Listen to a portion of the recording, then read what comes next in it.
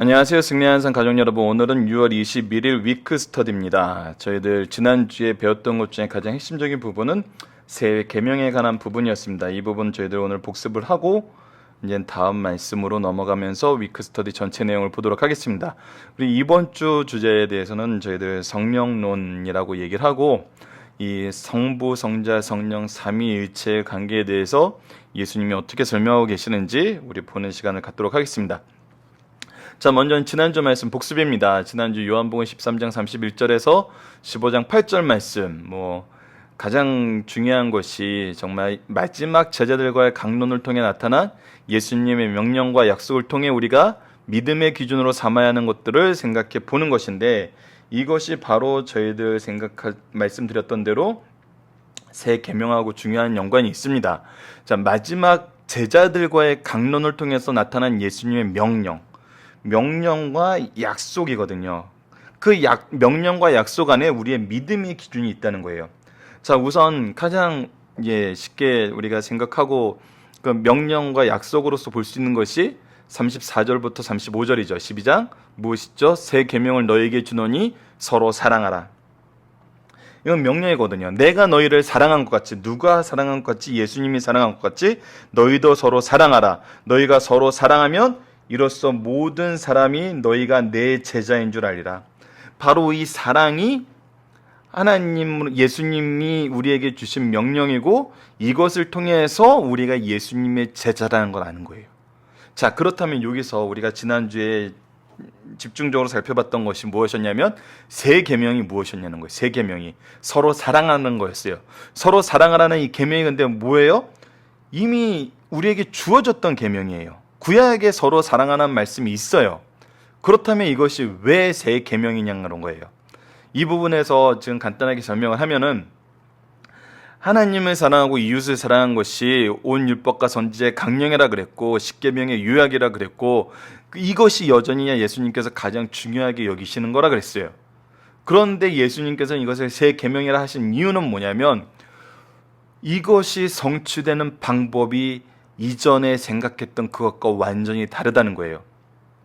율법의 기능은 율법에서, 구약에서 우리에게 서로 사랑하라는 이 계명을 통해서 우리에게 보여줬던 모습, 우리가 알게 되는 모습은 뭐였냐면, 우리가 이 사랑을 할 만한 어떠한 능력도 조건도 여건도 자격도 없다는 거였어요.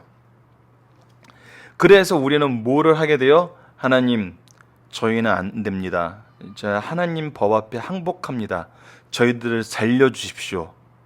완전한 항복밖에 있을 수 없다는 거였어요. 그런데 유대인들은 이것을 어떻게 했냐면, 하나님의 법을 지키지 못함을 깨닫고 회개를 해야 되는데, 자기 기준으로 자기 의를 만들어서 뭐를 했어요? 이것을 다 내가 준행하고 지킬 수 있는 것처럼 바꿔버렸어요. 그래서 안식일의 법도 사랑의 법을 성취하는 날이고 하나님의 은혜가 있는 날인데 뭘로 했어요?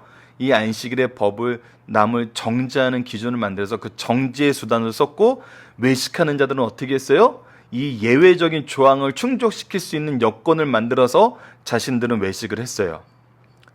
부모를 공경하라는 법도 마찬가지예요. 고르반이라는 걸 통해서 우리는 하나님께 드려줌을 받았으니까 더 이상 부모를 섬길 책임이 없다. 이거는 하나님 법하고 달라요. 그러니까 이것은 뭐냐면 지킬 수 없는 법인데, 이 법을 잘 지키게 만든다고 그 법을 만들면서 뭘 만든 거예요? 그 법을 안 지켜도 정죄받지 않을 기준을 만들어버린 거예요.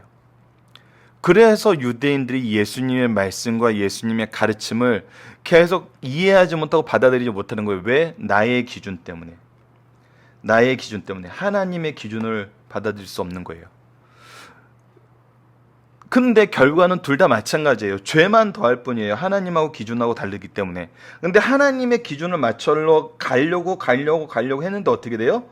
결국은 실패만 나오는 거예요. 이 실패를 통해서 무엇을 깨닫게 돼요?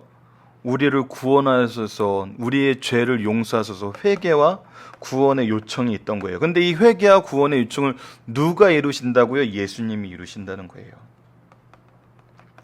그래서 이 계명이 완전히 새 계명이란 이유나 내용이 뭐냐면, 바로 우리가 할 수 없는 것이 예수님 안에서 이루어진다는 거예요.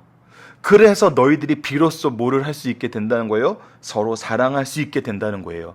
누가 사랑한 것 같이? 바로 예수님이 사랑한 것 같이 예수님을 통해서, 예수님을 힘입어서 길이요 진리요 생명 되신 예수님을 통해서만이 이것이 이루어진다는 거예요. 그래서 너희들이 실패해도 나는 심판하지 않아. 너희들을 구원하러 오는 거야. 얘기를 하셨고, 이 구원의 설명을 지금 말씀 속에서 꾸준히 계속하고 계세요. 그래서 14장 6절로 7절을 보면은 예수께서 이르시되 내가 곧 길이요 진리요 생명이 나로 말미암지 않고는 아버지께로 올 자가 없느니라. 너희가 나를 알았다면 내 아버지도 알았으리로다. 이제부터는 너희가 그를 알았고 또 보았느니라. 예수님을 통해서 우리는 비로소 아버지를 보게 되는 거예요. 아버지에게 가게 되는, 아버지의 기준으로 함께 살게 되는 거예요. 자, 14장 10절로 12절을 봅시다. 내가 아버지 안에 거하고 아버지는 내 안에 계신 것을 내가 믿지 않느냐. 내가 너희에게 이르는 말은 스스로 하는 것이 아니라 아버지께서 내 안에 계셔서 그의 일을 하시는 것이라. 나는 나의 일을 하는 것이 아니라 아버지의 일을 하는 거예요. 예수님은 철저하게 하나님과 일치된. 그래서 내가 아버지 안에 거하고 아버지께서 내 안에 계심을 믿어라. 그렇지 못하겠으며 행하는 그 일로 말미암아 나를 믿으라.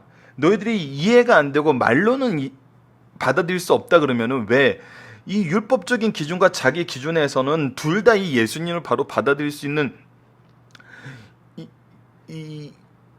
그 틀이 완성이 되지 않는다는 거죠. 이 틀이라고 표현하는 것도 좀 그러네요. 그러니까 어떤 것으로도 우리는 이 양쪽을 다 우리는 율법도 충족시킬 수가 없고, 우리 자신의 기준은 내가 충족시키는 것처럼 보이지만 죄만 양성하고 결국은 이것도 실패한다는 거예요. 이것도 만족시키지 못하고 이것도 실패한다는 거예요. 그런데 예수님이 하시는 이 일은 뭐예요? 온전하게 이 일에 충족이 된다는 거예요. 이것을 눈으로 볼 수 있다는 거예요. 왜 볼 수 있어요? 우리가 하나님의 기준을 보면은 이미 성경으로서 하나님의 말씀의 기준이 선포가 되었기 때문에 보이는 거예요. 이 기준이 선포가 되어 있지 않으면 이거 예수님의 일반적인 주장이죠. 하지만 기준이 선포가 되어 있기 때문에 이 기준을 통해서 그 행위로 말미암아 우리가 알게 되는 거예요. 그래서 나를 믿을 수 있게 된다는 거예요. 주님을 믿을 수 있게 되는 거예요. 나를 믿으라. 내가 진실로 진실로 너희에게 이르노니 나를 믿는 자는 내가 하는 일도 그도 할 것이죠. 더 나아가서 어떻게 돼요? 또한 그보다 큰 일도 하리니. 예수님께서 선을 주셨어요. 예수님께서 지금 구속의 씨앗을 뿌려서 뿌리는 이 새 생명의 열매를 우리는 예수님이 거두셨던, 예수님이 이 지상에서 거뒀던 그것보다 더 큰 열매도 맺게 된다는 거예요. 그것이 뭐예요? 바로 구속사의 일꾼이에요. 구속사의 일꾼. 이것을 알기 때문에 이 인간적인 기준으로 보면은 사람들이 계속 기독교를 뭐라 그러죠? 바울 종교라 그래요. 바울 종교. 바울이 너무 위대한 일을 했다는 거예요. 근데 바울이 위대한 일을 할 수 있었던 일이 뭐예요? 바로 예수 그리스도를 통해서 이 사랑의 법을 실천할 수 있게 된 거거든요. 그래서 예수님이 말씀한 거예요. 인간적인 기준으로 봤을 때는 너희들이 눈으로 보기에는 내가 한 일보다 더 큰 일도 할 수 있다는 거예요. 그 이유는 뭐예요? 내가 아버지께로 감이에요. 예수께서 아버지를 향한 길을 만들어 놓으시기 때문에 우리가 이 길을 통해서 갈 수 있게 된다는 거예요. 너희가, 다음 볼게요. 13절에서 15절. 너희가 내 이름을 무엇이든지 구하든지 내가 행하리니. 자, 그래서 이 사랑 안에 거하는 사람의 특징은 뭐냐면 완전히 일치된 하나님의 이 복음의 길을 가게 된다는 거예요. 예수님께서 닦아놓은 이 길을, 이 구원 열쇠를 타고 가게 된다는 거예요. 그래서 이 상황에서는 무엇이 이루어져요? 내 이름으로 무엇이든지 구하면 내가 행한다는 거예요. 이는 아버지로 하여금 아들로 말미암아 영광을 받으시게 하려 함이라. 내 이름으로 무엇이든지 내가 구하면 내가 행하리니 너희가 나를 사랑하면 나의 계명을 지키리라.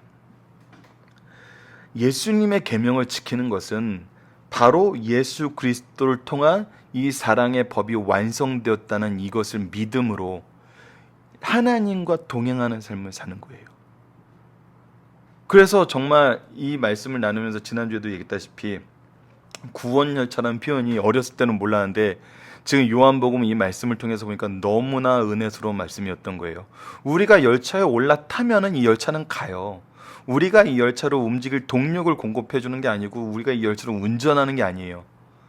근데 우리는 가요. 이게 정말 이 사랑의 법이 우리에게 주신 은혜거든요. 16절 17절 봅시다. 내가 아버지께 구하겠으니 그가 또 나를 또 다른 보혜사를 너희에게 주사 영원토록 너희와 함께 있게 하리니 그는 진리의 영이라. 세상은 능히 그를 받지 못하나니 이는 그를 보지도 못하고 알지도 못함이라. 그러나 너희는 그를 아나니 그는 너희와 함께 거하시며 또 너희 속에 계시겠습니다. 이미 예수 그리스도를 통하지 않으면 이 성령의 은혜를 받을 수가 없어요. 예수 그리스도께서 세워놓으신 이 사랑의 법을 통하지 않으면은 하나님의 영을 우리가 알지 못해요. 왜? 예수님을 거절했던 사람들은 이 모든 증거를 보고도 예수님이 행하시는 그 일이 성경의 일치함을 보고도 거절했던 사람들은 성령도 거절해요. 그것이 우리 사도행전 이후에 나타나 있던 모습이잖아요. 하지만 또 어떻게 돼요? 우리를 통해서 더 큰 일을 이루세요. 누가? 예수 그리스도께서 성령을 통해서. 마지막 26절 20절 전체가 다 나타나는 거지만 몇 군데만 골라왔습니다. 그래서 보혜사 곧 아버지께서 내 이름으로 보내실 성령 그가 너희에게 모든 것을 가르치고 내가 너희에게 말한 모든 것을 생각나게 하리라. 성령께서는 우리를 도우시는 영이에요. 무엇을 도우세요? 예수 그리스도의 사역이 우리에게 어떤 의미가 있고 무엇을 말씀하셨는지 생각나게 하고 깨닫게 하고 또 우리로 하여금 그것을 전할 수 있게 해서 너희에게 끼치노니 곧 나의 평안을 너희에게 주노라. 그래서 우리가 어때요? 평안 가운데 있어요. 왜? 우리로 움직이시는 분은 예수 그리스도시니까. 우리는 그 구원 열쇠에 올라탔으니까. 우리가 이것이 갈지 이것이 멈출지 중간에 어떤 방해물이 있을지 걱정할 필요가 없어요. 왜? 이거는 계속 가요. 이 안에서 우리는 평안하다는 거예요. 그래서 밖에서 번개가 치고 천둥이 치고 해일이 일어나는 것 같아도 우리는 걱정하지 않고 이 열차 안에 있을 수 있어요. 이 안에서 평안이 우리에게 주어지는 거거든요. 내가 너희에게 주는 것은 세상이 주는 것과 같지 아니하리라. 너희는 마음에 근심하지 말고 두려워하지도 말라. 이것이 제자들이 가지게 되는 이 말씀을 통해서 우리에게 복음을 주셨던 그 내용이거든요. 그래서 마지막 제자들과의 강론을 통해 나타난 예수님의 명령과 약속을 통해 우리가 믿음의 기준으로 삼아야 하는 것은 무엇입니까? 바로 예수 그리스도의 사랑이거든요. 우리는 이 사랑을 실천하는 사람이에요. 이 사랑을 나누는 사람이에요. 그런데 실천한다, 나눈다라는 이 말 속에 또 우리가 이 언어적인 함정에 빠져서 무엇을 하냐면 나누지 못하고 실천하지 못하는 사람을 정죄하고 판단하려고 그래요. 근데 예수님께서 지금 어떻게 하고 계시죠? 제자들 알아듣지 못하고 있어요. 성령께서 너희를 이끌어 주시러 오히려 더 확실한 보혜사의 능력을 우리에게 허락해 주셨지 꾸짖지 않으시고 평가하지 않으셨어요. 그래서 예수님이 보여주신 사랑은 정말 사랑 그대로의 사랑이에요. 그런데 우리는 이 사랑을 전한다 그러면서 무엇을 하길 좋아하죠? 평가하고 편나누고 재판하길 좋아해요. 예수님 같아지라고 가르치는데 나와 같아지라고 가르치고 있어요. 그래서 사랑의 법을 얘기를 하는데 다시 율법의 법, 도덕의 법으로 사람들을 평가하고 재단하고 그 기준으로 양육하려고 그래요. 근데 그거는 나의 기준이 될 수 있다는 거예요. 그래서 이 사랑의 법의 기준이 되면은 우리가 왜 불안하지 않고 근심하지 않아요? 우리가 아이들에게 교육을 시키고 아이들에게 신앙에 대한 신앙의 이 삶에 대해서 얘기를 할 때 예수 그리스도를 믿음으로 고백하면은 그게 가장 중요하고 그게 가장 핵심적인 거거든요. 근데 성령의 인도하심으로 이게 너무 쉽게 됐어요. 예수 그리스도께서 이걸 알리시기 위해서 정말 얼마나 피나는 투쟁을 했어요. 그 갈등 안에서 투쟁이란 표현은 안 주네요. 피나는 노력과 헌신을 하셨잖아요. 그 갈등 속에서도 이 말씀의 끈을 놓지 않으시고 끝까지 죽으실 때까지 이것을 보여줬어요. 무엇을 통해서? 나사로의 부활을 통해서도 보여줬고 이거는 예고편이었죠. 예수님의 부활을 통해서 보여줬어요.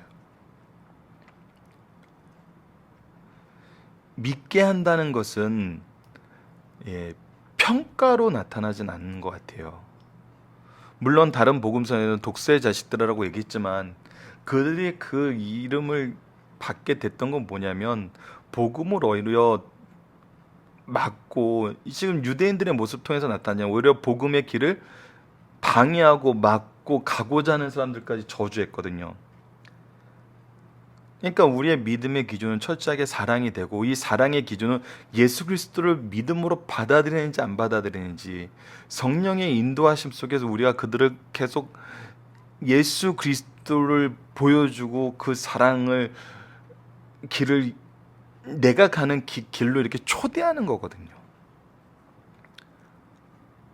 근데 초대하는 자가 회초리를 들고 초대하고 폭력을 들어서 초대하고, 그거는 좀 다르잖아요. 그 불안해하고. 그래서 우리가 복음의 교제가 왜 평안한지는 이 예수님의 사랑을 통해서 우리가 더 깊이 느낄 수 있는 것 같아요. 이게 이제 지난주 말씀을 나누면서 좀 부드럽게 전달이 되지 않는데, 아마 저희들 이 요한복음 강의가 다 끝난 다음에 새로운 이 요한복음 성경 공부 교재를 만들면은 좀 더 이렇게 세련된 표현으로 여러분들도 잘 이해할 수 있도록 한번 준비를 해보도록 하겠습니다. 그래서 이번 주 구조를 보면은 이제 지난주 말씀과 연결이 돼서 나타나는 것인데, 마지막 강론의 시작이 이제 13장에서 시작을 하고, 하나님을 알게 하는 모습으로 완전한 사랑으로 제자들의 발을 씻기시고, 누군가 날 팔 걸 얘기하고, 그리고 나서 사랑의 이 계명을 선언을 하세요. 그리고 나서 이제 길과 진리이신 예수님에 대해서 얘기를 하면서 앞으로 예수님이 떠난 다음에 어떤 일이 생기는지 얘기를 하는데, 성령님을 보내실 걸 얘기하고 성령님께서 모든 것을 가르칠 걸 얘기해요. 그리고 이 너희들이 내 사랑 안에 거하고 이 사랑을 통해서 또 너희들이 나와 함께 하지만 무엇을 받게 되냐면 미움을 받게 되는 걸 얘기를 해요. 그래서 우리 지난주 말씀까지 이제 참 포도나무의 말씀을 배웠고, 이제 C-B번부터 이제 이번 주 말씀에 들어간 거거든요. 너희들은 나의 친구다라고 얘기하고 성령의 증언들에 대해서 얘기를 하는데, 세상이 믿는 자들을 미워하고 예수님을 미워하는 자들이 나타나고 우리가 핍박받을 것을 예언을 해주세요. 그리고 나서 이제 예수님께서 이제 성령의 역사와 환란의 기쁨에 대해서 얘기하고 마지막 기도를 하시고 이제 구속의 길로 떠나가시거든요. 그래서 우리가 이제 이 뒷부분을 보는 거는 마지막 대화로 다락방 강화가 17장 26절까지 있고, 이제 다음 달에 예수님의 순환과 부활에 대해서 우리가 꾸준히 상고하게 됩니다. 그래서 이번 주 우리가 상고할 말씀은 요한복음 15장 9절에서 16장 15절인데, 월요일 날은 내 계명을 지키면 내 사랑 안에 거하리라. 그래서 이 계명을 지킨다는 거, 이제 다시 한번 정리를 하지만 이 계명을 지킬 수 있는 방법이 완전히 새롭게 된 거예요. 그래서 우리가 이제 이 계명을 지킬 수 있는 사람이 됐어요. 누구를 통해서? 예수 그리스도를 통해서. 근데 이 지킨다는 것을 또 우리의 행위로 이렇게 자꾸 표현이 돼서 이 단어를 우리 확실한 정의를 내리든지, 우리가 월요일 날 말씀에서는 아니면 좀 더 세련된 표현을 만들어서 이 우리가 지킨다라는 의미에 대해서 우리가 이제 다시 한번 표현을 고민을 해봐야 될 것 같아요. 근데 지금 확실한 거는 믿음이거든요. 예수 그리스도에 대한 믿음. 그리고 화요일 날은 너희들은 세상에 속한 자가 아니요 나의 택한 자이다. 그래서 어떤 사람이 된다? 보혜사가 오시면 그를 힘입어 능력 있게 사명을 감당할 수 있다. 목요일 날은 미리 핍박을 예고하심으로 환난 때에 실족하지 않게 하시는 예수님에 대해서 보여주고 있고, 마지막 금요일 날은 성령께서 성도를 진리로 인도하신다라는 말씀을 통해서 봅니다. 그래서 이번 주에서는 정말 아버지의 계획, 아들의 구속, 성령의 역사가 우리가 볼 수 있게 나와요. 그래서 이번 주 우리가 같이 묵상해 볼 내용은 뭐냐면, 구속사에 나타난 성부, 성자, 성령의 역사를 묵상해 봅시다예요.